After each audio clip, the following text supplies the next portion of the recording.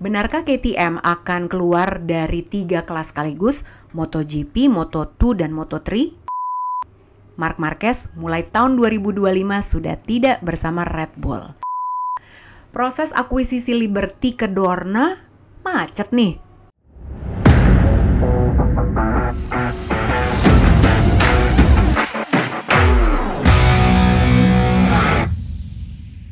Hai, selamat datang di Pedok Talk yang selalu hadir setiap hari Senin jam 7 malam. Pokoknya gaspol terus guys, karena gosipnya gak kelar-kelar. Ya tadi kan yang aku bilang gitu, banyak banget yang kita bisa bahas di sini. Dan buat kamu yang pengen ikutan jadi membersnya Pedok Talk, silakan bergabung, bayarnya 20.000 sebulan aja. Tinggal klik link yang ada di deskripsi video ini. Kalau misalnya belum mau jadi members, gak apa-apa juga. Yang penting kalian subscribe, di like dan juga share video ini. Ajak juga teman-teman yang lain buat subscribe. Kalau bisa ajak jadi members malah lebih bagus. Terima kasih banyak sebelumnya ya. Oke, kita langsung mulai aja. Kita buka Pedok Talk episode hari ini dengan News Flash.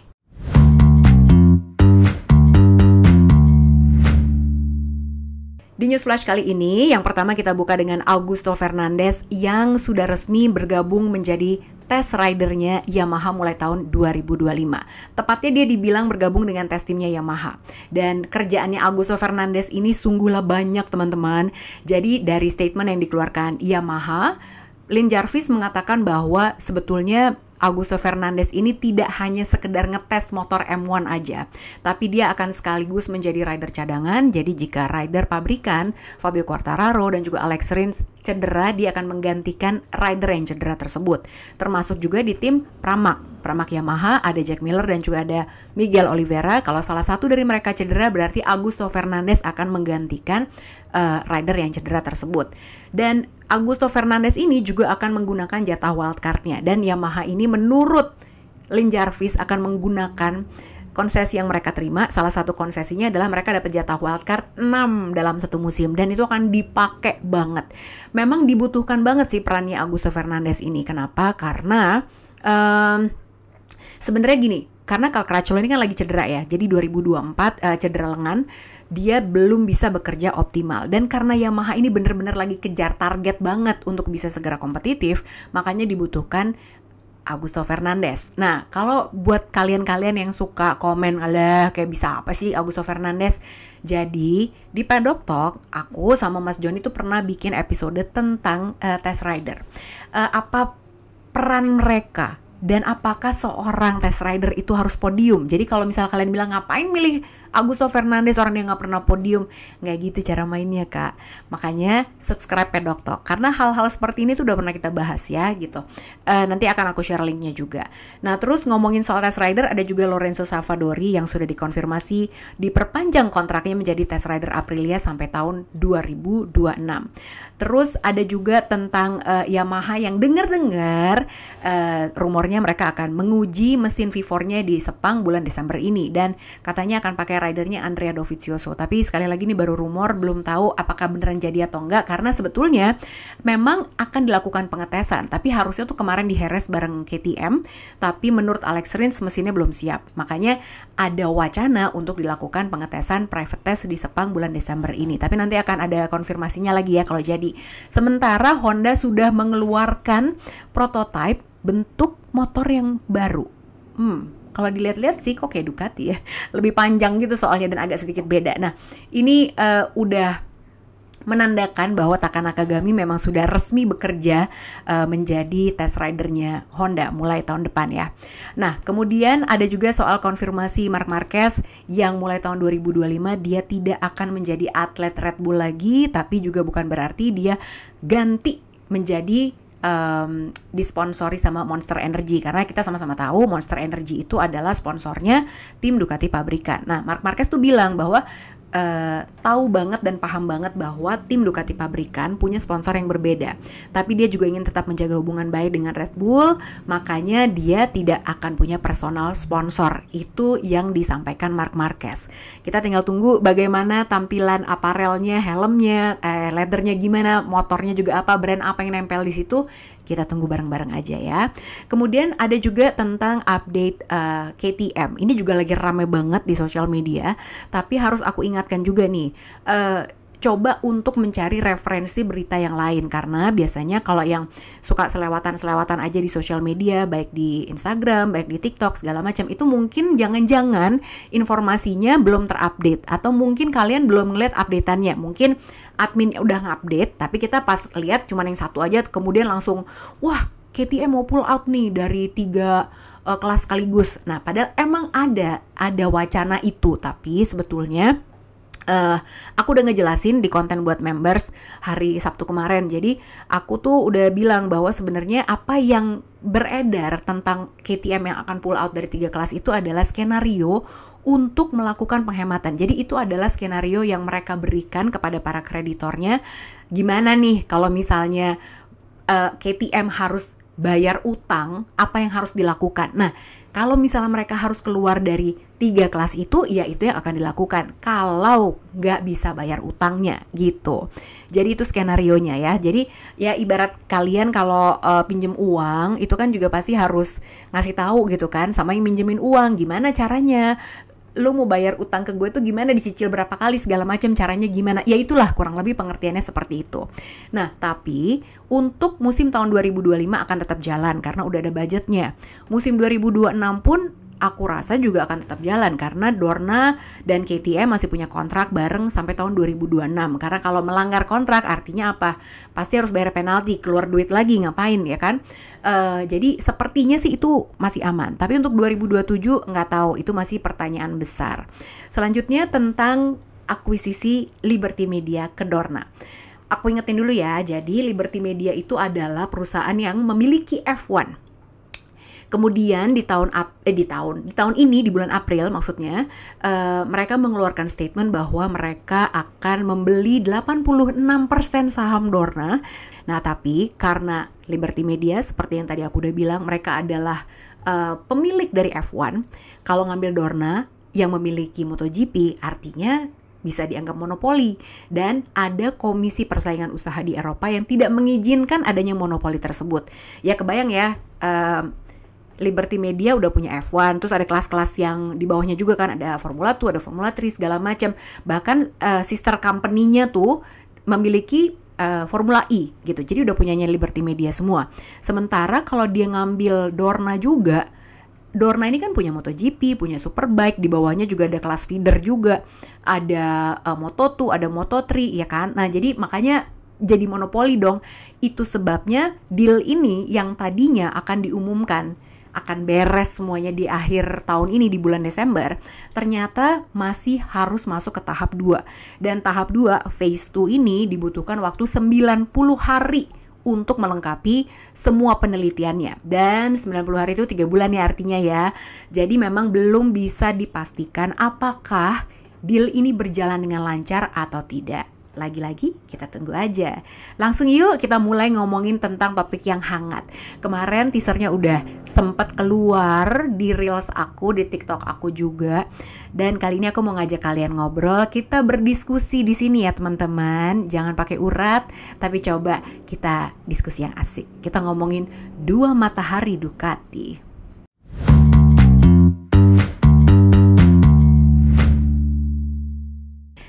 Konten 2 matahari Ducati ini pernah aku bahas juga sama Mas Joni yang ini. Coba deh kalian nonton juga episode yang ini karena menurut aku episode ini menarik banget.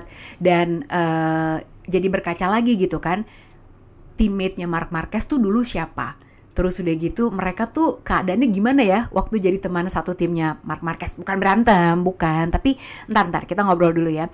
Jadi gini, sebelumnya aku mau cerita dulu. Jadi Marc Marquez tuh pas udah bergabung dengan tim Ducati pabrikan kan, dia udah main nih ke markasnya Ducati, udah kenalan segala macam, sampai akhirnya dia bilang bahwa oh gini cara kerjanya Ducati, makanya mereka menang terus. Dan Marc Marquez nih seneng banget dengan cara kerjanya Ducati. Wow, ini semacam ada cahaya ilahi. Sebentar ya, aku mundurin dulu. Oke. Nah, jadi Marc Marquez bilang gini, kenapa Ducati bisa menang? Karena ternyata prinsip bekerjanya Ducati adalah action, reaction, reaction. Jadi pokoknya cepet banget deh gitu. Terus dia juga bilang bahwa untuk tahun 2025 Strateginya atau tujuannya dari tim Ducati pabrikan adalah apa coba?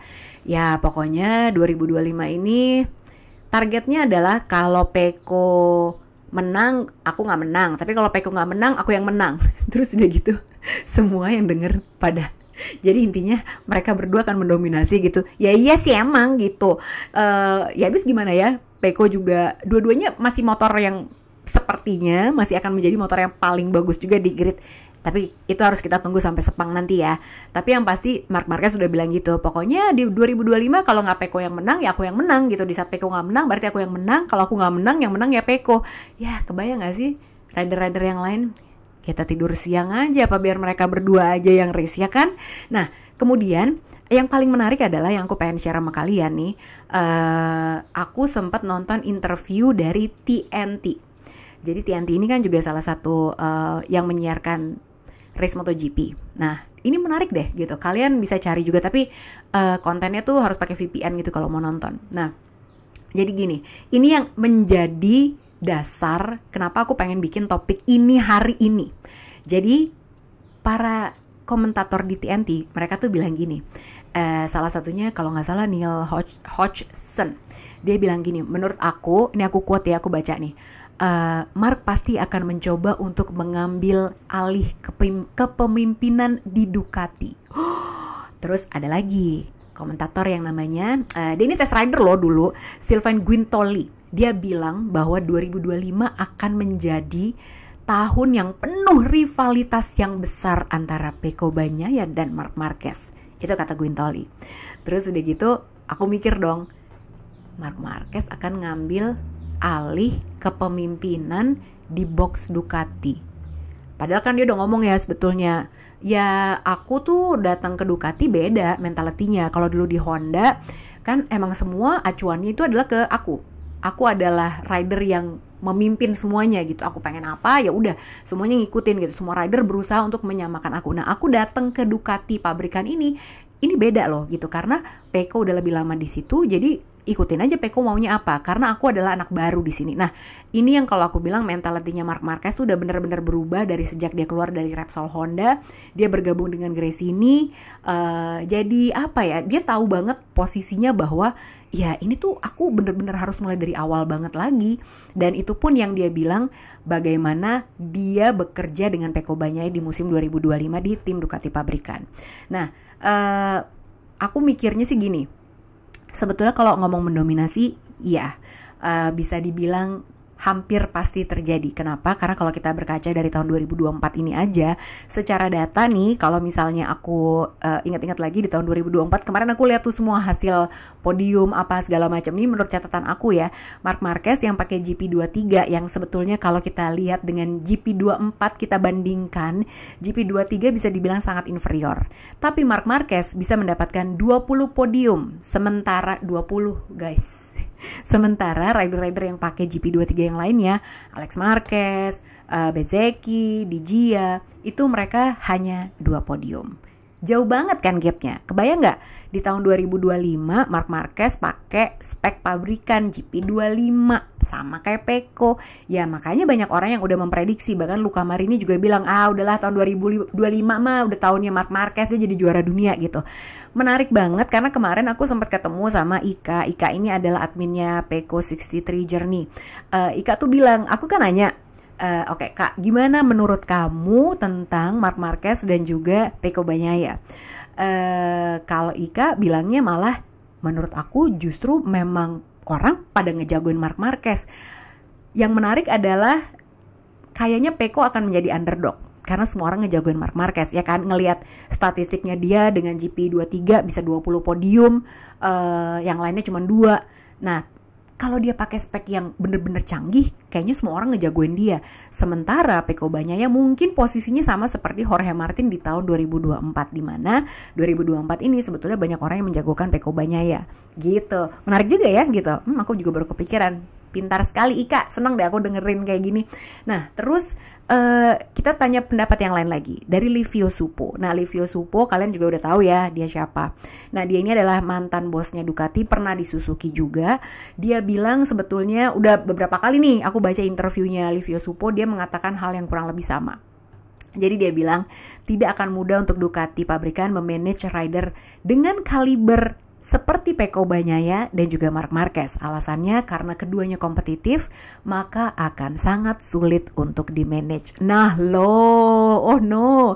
Yang pasti di Ducati pabrikan, kalau menurut Livio Suppo, mereka akan sangat mendominasi. Itu udah pasti. Tapi yang mendominasi apakah Marquez atau Bagnaia, nggak tahu. Yang pasti dua-duanya ini akan sangat kompetitif dan pabrikan Ducatinya nih yang akan sangat mendominasi. Sedikit fun fact juga gitu ya, persaingan antara Pecco Bagnaia sama Marc Marquez. Dari catatan aku sebetulnya ya memang kalau dilihat dari jam terbang, Marc Marquez tuh jauh punya jam terbang yang lebih banyak daripada Pecco Bagnaia, ya kan? Ya 8 kali juara dunia gitu kan, Pecco Bagnaia 2 kali. Nah, kemenangan Pecco di MotoGP pertama kali itu terjadi di tahun 2021. Waktu itu ingat gak? 2021 di Aragon, itu dia fightnya sama Marc Marquez kan? Itu akhirnya Pecco menang di MotoGP untuk pertama kalinya. Nah, waktu itu kondisinya Marc Marquez masih di Honda. Pecco Bagnaia sudah menggunakan Ducati di mana motornya adalah bisa dibilang motor yang terbaik di grid 2021. Nah, sejak tahun 2021 ini, menurut aku, Pecco selalu punya keunggulan lebih dari Marc Marquez dalam hal motornya selalu lebih bagus. Sementara Marc Marquez busuk banget kan nih si Hondanya. Nah, jadi secara teknis Pecco selalu lebih unggul, selalu punya motor yang lebih bagus. Makanya yang sangat menarik di tahun 2025 ini, mereka berdua akan pakai spek yang sama, punya senjata yang sama. Buat aku 2025 ini akan menjadi tahun yang benar-benar seru banget buat mereka berdua sih. Buat rider-rider tim lain kasihan juga ya. Gimana dong? Ya nggak tau lah, biarin aja. Masa kita yang pusing guys, ya kan? Nah, sekarang aku akan mengajak kalian buat melihat teammate-nya Marc Marquez dari masa ke masa. Ada Dani Pedrosa, kita juga sama-sama lihat. Terus udah gitu ada Jorge Lorenzo, ada Pol Espargaro, ada Alex Marquez, ada Joan Mir. Terus Alex Marquez malah 2 ya gitu. Dia di Repsol Honda dan juga di Gresini Racing. Nah, sebenarnya memang kalau kita lihat dari daftar mantan teammate-nya Marc Marquez ini, semua itu bisa dibilang kalah bersinar dibandingkan Marc Marquez, ya kan? Jadi kayak Marc Marquez banget gitu. Kena dagu kepanjangan. Punten. Semuanya Marc Marquez banget. Nah, cuman di saat dia akan bersanding dengan Pecco Bagnaia menjadi satu tim, ini akan kejadiannya sama nggak ya? Sama kayak mantan-mantannya dia sebelumnya. Apakah Pecco Bagnaia akan kalah pamor, akan kalah bersinar, atau mungkin sebetulnya ini akan menjadi hal yang baru. Nah, aku pengen tahu pendapat kalian. Gimana? Coba kalau dibandingin, kan kemarin udah sempat lihat tuh di konten Reel sama di TikTok aku pengen nanya ke kalian gitu ya. Aku nggak ngasih prediksi, aku justru pengen tahu pendapat kalian gimana kalau dibandingkan teman-teman satu timnya Marc Marquez dari zaman dulu yang memang kalah bersinar lah. Marc Marquez kayaknya lebih unggul gitu kelihatannya dibanding mereka, bahkan termasuk sama Jorge Lorenzo loh, sama Dani Pedrosa juga. Nah, kalau sama Pecco Bagnaia ini gimana kalau menurut kalian ya? Coba tolong di-share di kolom komen. Nah, terus sebagai penutup, aku akan spill sesuatu ke kalian, apa hal yang aku lihat waktu aku datang ke Misano, waktu datang di acara World Ducati Week. Nah, waktu itu aku ngeliatin sengaja. Aku pengen ngeliatin Marc Marquez sama Pecco Bagnaia, karena kan kita udah tahu ya bahwa mereka kan jadi teman satu tim. Terus satu hal yang menjadi catatan aku dari World Ducati Week di Misano kemarin adalah Marc Marquez ini memang seorang marketer yang handal. Dia itu seorang PR yang handal. Jadi waktu ditanya sama wartawan misalnya kan pas kemarin di Misano sekaligus menjadi tempat untuk launchingnya Ducati Panigale V4 yang generasi ke-7. Terus udah gitu ada Race of Champions, semuanya pakai motor yang sama gitu ya, cuman beda livery aja. Nah, di situ Marc Marquez tuh kelihatan banget dari kata-katanya dia, dari kalimatnya dia, bahwa dia tuh menjadi seorang PR humasnya Ducati yang sangat baik, karena dia mempromosikan Ducati dengan sangat baik. Cara dia untuk bisa komunikasi dengan fansnya itu juga luar biasa. Cara dia untuk pokoknya pinter banget deh gitu dia buat mengambil hati banyak orang tuh pinter gitu. Cara dia manage fansnya sih terutama gitu, jadi dia bener-bener dibela-belain buat keluar tanda tangan banyak segala macam, terus fansnya juga bahkan sampai yang ada cheering Marquez gitu. Apakah Peko Bagnaia begitu? Ya bukan berarti Peko Bagnaia tidak melakukan itu dia menjadi lebih kurang dari Marc Marquez ya, tapi memang mereka berdua kan punya karakter yang beda. Peko tuh kan emang cool banget orangnya dan bukan tipe-tipe yang kayak Marquez yang sangat ekspresif. Jadi Marc Marquez tuh bisa dibilang dia sangat ekstrovert gitu, kalau menurut aku Peko itu sangat introvert. Jadi memang nggak bisa dibandingin, dua-duanya punya karakter yang sangat berbeda. Tapi memang Peko tuh kan bisa dibilang sekarang adalah anak emasnya Ducati ya, karena dia berhasil memberikan gelar juara dunia setelah puasa sekian lama dari zamannya Casey Stoner, baru bisa juara lagi di zamannya Peko Bagnaia. Dan juga akhirnya pengembangan Ducati ini juga bukan hanya lahir dari tangan Michele Pirro sang test rider, tapi karena Peko Bagnaia ini juga seorang rider yang aku udah bilang berkali-kali, dia itu otaknya sama Gigi Dalinya tuh sama, jadi sangat teknis, sangat eksak. Makanya Gigi Dalinya sayang banget sama Peko Bagnaia, anak emasnya. Tapi ini ada anak baru Marc Marquez, yang mana sekaliber dia itu karismanya juga luar biasa. Makanya sangat menarik untuk melihat bagaimana dinamika mereka berdua di tim Ducati pabrikan tahun 2025. Udah, sekarang dari aku segitu aja. Aku nggak mau ngasih tahu, aku nggak akan memberikan opini aku akan seperti apa antara Peko Bagnaia dan Marc Marquez, karena ini aku pengen membiarkan ke kalian untuk berinteraksi di kolom komen. Coba yuk gitu, kalian kasih alasannya. Tadi kan udah dikasih tahu pertanyaannya ya. Apakah Peko akan bernasib sama seperti teman-teman satu timnya Marc Marquez dulu, yaitu kalah bersinar gitu karena Marc Marquez sepertinya tampak lebih dominan?